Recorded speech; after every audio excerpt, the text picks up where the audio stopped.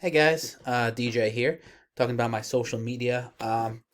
My social media, I went a different route. I didn't go the Facebook, the Instagram way. I actually went with my YouTube channel. And for seventh and eighth grade history, I call it Mr. LeBlanc seventh and eighth grade history takeaways.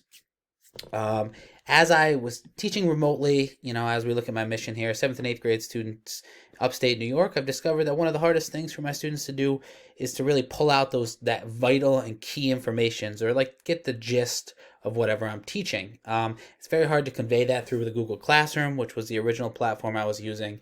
Now it's a little bit easier on Canvas only because we are synchronous. Prior to the synchronous, it was very difficult for the students to have that interaction with me and to just master the way that I teach them. And by that I mean I'm very, very energetic. I throw a lot of energy at them, and I try to make history as engaging as possible to them.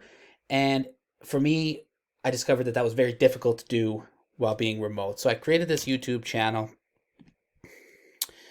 Um, and basically what I did was I took a 3 to 4 minute video clip of all the takeaways for every single lesson that I was teaching them, and I would upload it here. I would have a few of them subscribe. Seventh and eighth graders.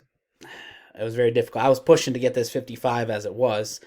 And then I embedded this video of basically myself talking, going over the tidbits of the information that they were needed at the end of the lesson. So after they complete the exit ticket, or right before they complete the exit ticket, I would throw this video at them.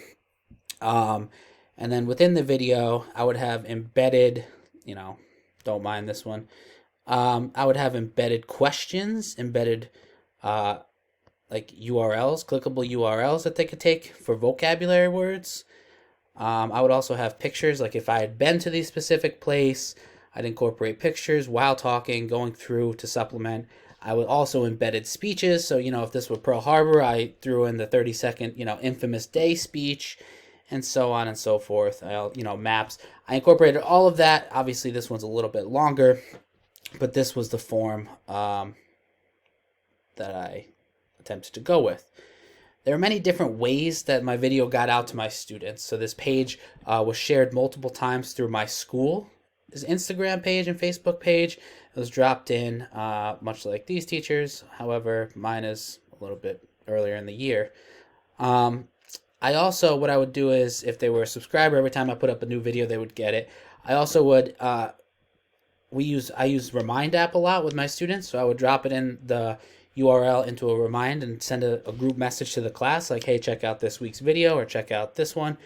And the other way, now I also embed them in my already existing lessons, just kind of as a supplemental material. And yeah, that's my social media page. Feel free to subscribe.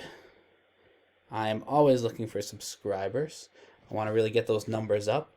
And this is a resource for all 7th and 8th grade, any U.S. history subject, quick tidbits on whatever the material may be that they need help with.